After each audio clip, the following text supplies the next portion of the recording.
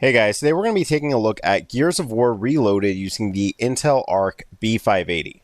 We're using the Intel limited edition version of the card. It has 12 gigabytes of GDDR6 video memory. We're playing on the latest Intel drivers and pairing with the 9800X3D, as well as 64 gigabytes of DDR5. So this should clear any sort of CPU overhead or CPU bottleneck that this card often comes into. There will be timestamps for all of the relevant chapters, and let's hop in. Alright, we're starting off here at 1080p full screen. As far as our graphics go, this game, although it is a newer release and it does actually look very good, it's actually a pretty lightweight game, so we are going to go for the Ultra preset here. As far as our anti-aliasing, we have FSR, FXAA, which is the most lightweight and worst looking version of anti-aliasing. We could go for this. I probably wouldn't recommend. I wish that there was a TAA option. I will say I've done some testing already in this game, and even the no anti-aliasing option does look pretty good. But because we don't have, TAA, and because I just want to see what it can do native before introducing FSR at native, because that will be a little bit more demanding. Let's just see what FXAA, and the only adjustment I'm going to make here is motion blur. Motion blur shouldn't result in any sort of major difference or anything like that. And I will mention that we do have a 240 FPS cap that's built into the game. So there is a cap. It's a pretty high cap. 240 is actually really high, but there is a cap for us to deal with here. Now, as far as 1080p goes, you can see as we begin counting here, there really isn't a major need. Some of this stuff hasn't loaded in yet, but there really isn't a major need to do too much extensive testing. The 240 FPS cap, it may sound like a lot, and this game does look good when our texture's loading correctly. There they go. It does look good. It's a good looking game, but it's not a very demanding game. I mean, it's based on a game that is very, very old, and really they just updated, some of the visuals. It does look very good, I will say, but Gears of War looked good at launch, so there's really no need to test too much more at 1080p. The fact that we are reaching that FPS cap here at ultra settings at native resolution is indicative that, of course, we would reach that at all of our other settings. Now, the one thing I will mention is that we are in multiplayer. When you play this game in single player, you do get slightly worse performance. It's slightly more demanding in single player, which is not super out of the ordinary for games like this, but really no need to test much further. But the only thing I do want to check out is, because we are using FXAA, which it looks okay at 1080p, but it is a lightweight version. So let's see if we were to use FSR.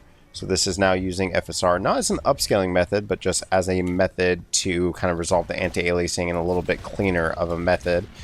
You can see that we're still getting high FPS, certainly very, very high FPS, but we are hit with a pretty substantial dip here. So where we were definitely reaching that 240 FPS cap, as I'm absolutely getting bullied here, at, FXAA. Now we're seeing like around 180 or so using FSR at native. So it's up to you, I guess, my opinion, if you were, wanted a bit cleaner looking image at native, you could certainly go for FSR. However, another option I will show you, just because I'll show you in a minute when we get into a game. But the other thing that's a bit interesting is if we actually just completely disable anti-aliasing. Now, we are at 1080p, so the no anti-aliasing is a bit more noticeable than if we were on lower resolutions, or higher resolutions rather.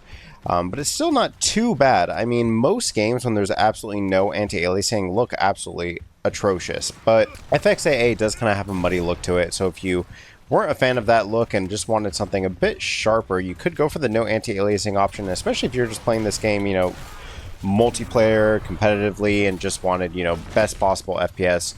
You're not really going to be like sacrificing your picture all that much. You're still able to, perform all the same. It just, there's some objects and some edges, like you can see, like maybe this edge here, if we like move back and forth, there's like a little glistening effect. It's not super noticeable, but it is another way to still get that FPS cap in a super sharp looking image, a native 1080p image, without really any effort whatsoever. So yeah, I mean, this card is definitely a powerful card. It's a powerful card today for its price range and kind of the type of resolution that it's targeting, so shouldn't be super surprising that it is able to perform so well in a older title here. Really no issue when you're looking at 1080p. And if you wanted, you know, a bit cleaner of an image, you can use anti-aliasing, still get a very, very good looking picture. You're just not going to quite get that 240 FPS cap. Alright, moving up to 1440p, and I'm going to start off on the same settings here. So the Ultra preset, we'll start off here actually without any sort of anti-aliasing, otherwise everything else just left at default. So this is no upscaling, native 1440p at Ultra settings. Alright, so starting off here at 1440p now, you can see we're still getting incredibly high FPS, and the no anti-aliasing is really a non-issue when it comes to 1440p. The fact that it says no anti-aliasing, as we have more textures that are not properly loading in, but honestly the no anti-aliasing, like, I almost don't believe it, because most games, especially like games with like good graphics that are like highly detailed like this, when there's no anti-aliasing, it's incredibly obvious. And in this title, like, if you look at certain objects or certain buildings or geometry, you can tell, but it's not nearly as apparent as most games. So while you could definitely implement a bit of FSR here, get some more FPS, really, you know, when you're talking about coming from like 190 on average and going up to 240, in my personal opinion, there's not a huge actual like difference as far as like what you're experiencing. If you're like ultra competitive, sure, you know, you might notice a little bit, but in general, I still think that this is an incredibly strong experience. But if you wanted a bit more, say you wanted to reach that 240 cap, we don't have to do a ton here. We should just be able to just throw on FSR at quality.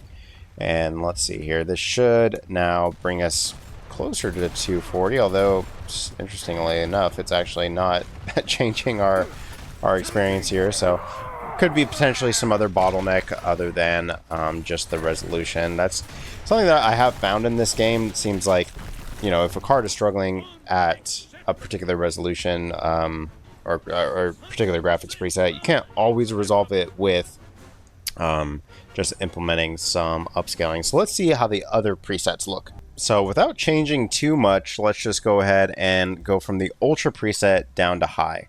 Again, the only thing I'm going to adjust here is just turning off motion blur, and then I do want to see what we can do here at native. So this is native, no anti-aliasing. Again, anti-aliasing, I don't know what it is about this game, but the game looks really strong without anti-aliasing, so there's not really a huge need for it, especially as you begin increasing your resolution. So let's see what high 1440p at native looks like. Now, moving over to the high preset here at native resolution is where we see things kind of start to reach that 240 FPS cap. And I'll say it again, I mean, like, even zooming in on stuff or really looking closely, it's only really like very few objects that actually are noticeable when it comes to the lack of anti-aliasing.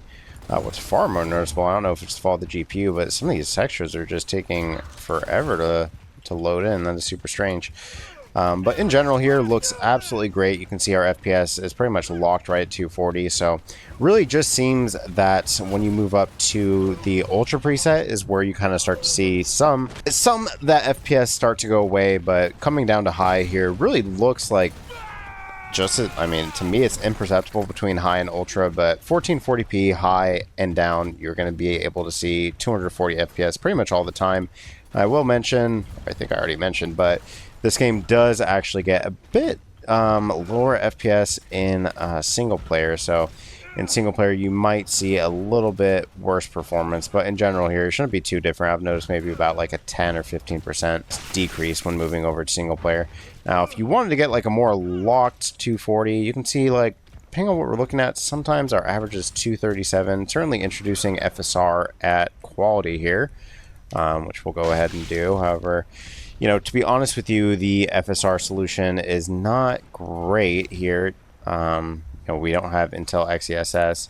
Now, I imagine FSR at quality, I would think, would resolve the FPS and get us more consistent 240, but actually it doesn't really seem like it's making too much of a difference. So there must be some other bottleneck when it comes to reaching that 240 FPS other than just the resolution. In fact, at least at this point, maybe a different story when we move up to 4K, but at least at this point, doesn't really seem to be much like helping our performance much using that FSR.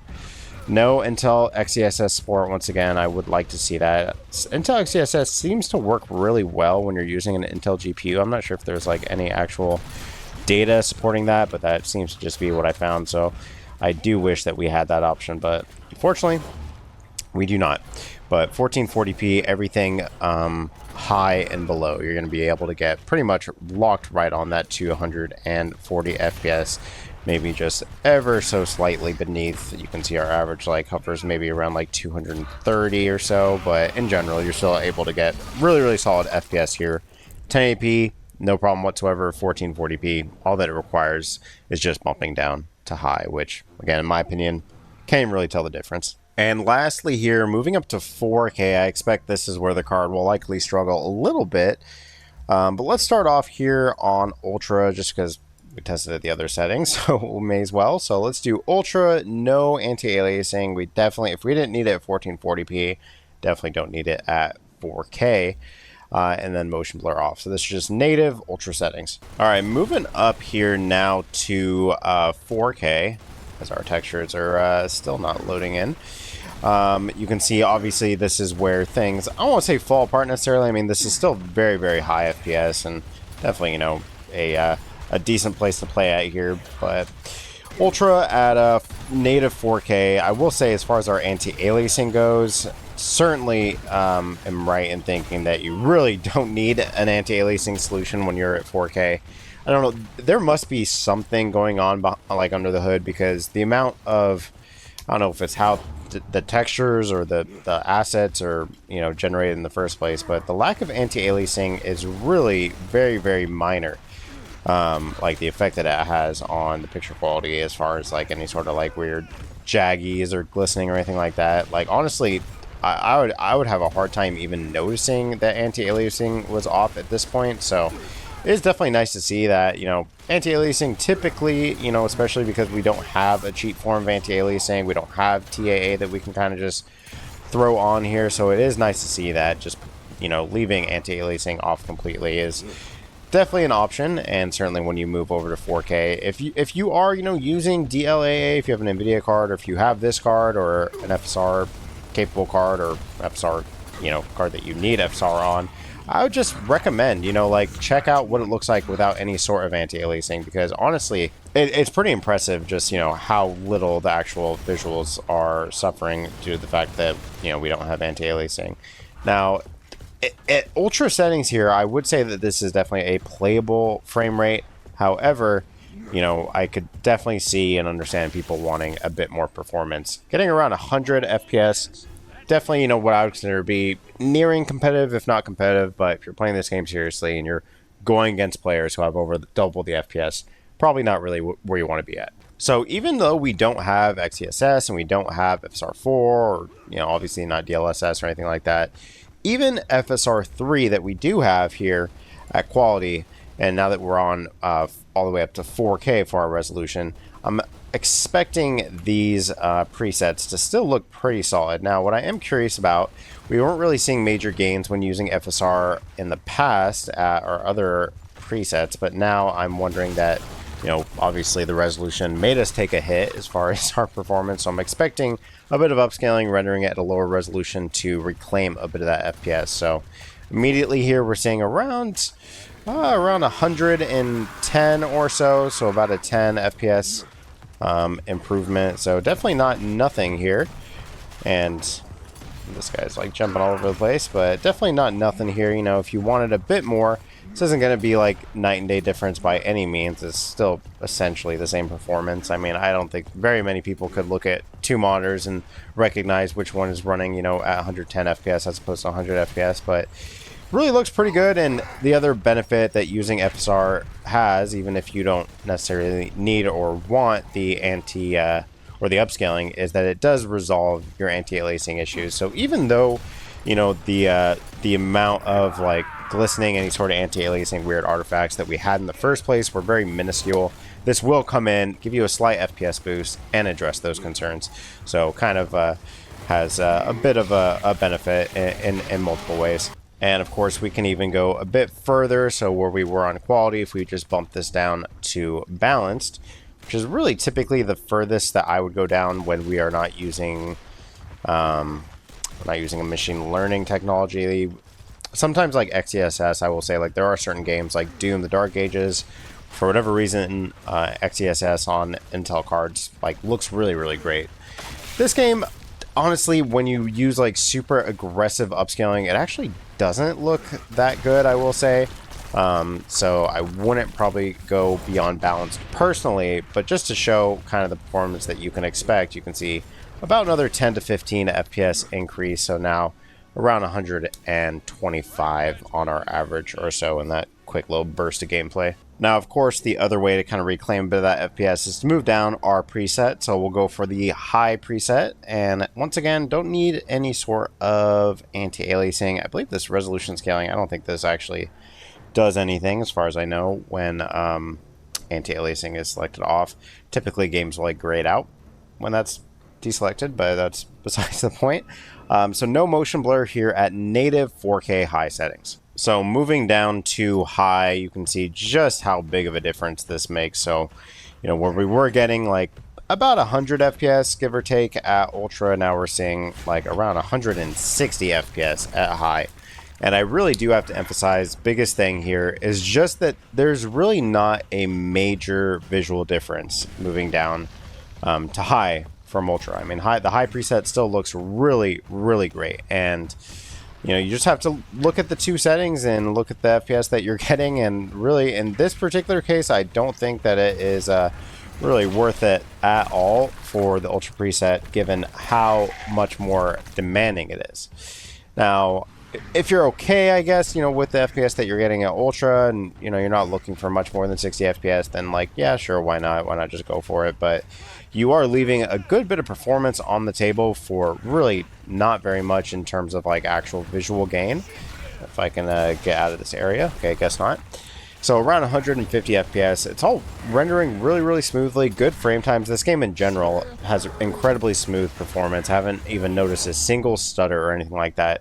Just goes to show, you know, more mature Unreal Engine versions, like the older Unreal Engines, just perform so much better. Now, if you wanted a bit more or wanted to resolve that anti-aliasing using FSR, if we just went down, I don't want to use too much FSR, but if we just go down to FSR quality, so we were getting like around 150 or so FPS, and we'll go ahead and begin playing. And I don't even know what is going on with the resolution scaling. Like the results are all over the place in this benchmark. So now we're actually getting worse FPS with lower resolution. So that's obviously incredibly unusual.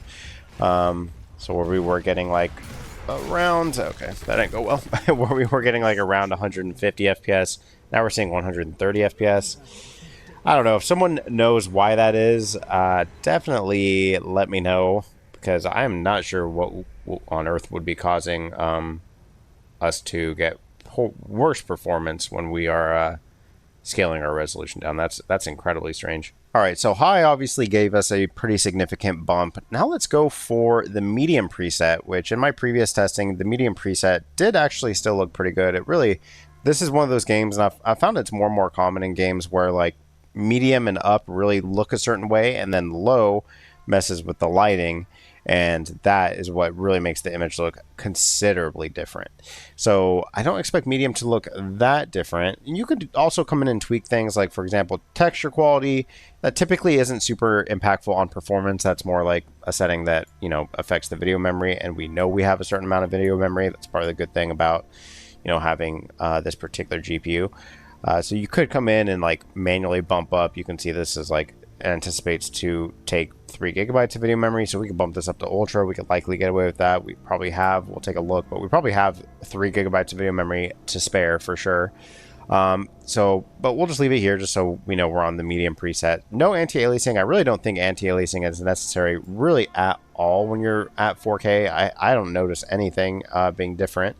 Only thing that is changed here is motion blur. Actually, strangely enough, motion blur, it looks like they disable motion blur at the lower presets, so only high and up get the privilege of having motion blur off, which is kind of funny. I mean, that's, you know, makes sense because motion blur does impact performance to a very minimal degree, but it does add some performance impact. So let's take a look. Medium settings here at native 4K. So here, moving down to the medium preset, so our textures kind of load in. You can see there is a slight performance increase. Like I must have been on like no health. A slight performance increase that we're seeing where we were like around 150 FPS. Now we're seeing 160, 170 like indoor areas. Obviously going between like different maps will have like slight impact on the performance that we're getting. But my opinion, you know, still here at 4K, I still think this looks like absolutely incredible. I've always thought, you know, even when Gears of War released, I remember the first time I played it was really like the first like next gen experience where I was like, okay, this like warrants having a new console here. So still looks absolutely incredible. And now we're getting like 160 FPS. Now that's not really a major increase over our high preset, so I'm not sure it's really worth bumping down to medium. Now I don't really know exactly what, like I'm having a hard time deciphering what exactly looks different between high and medium.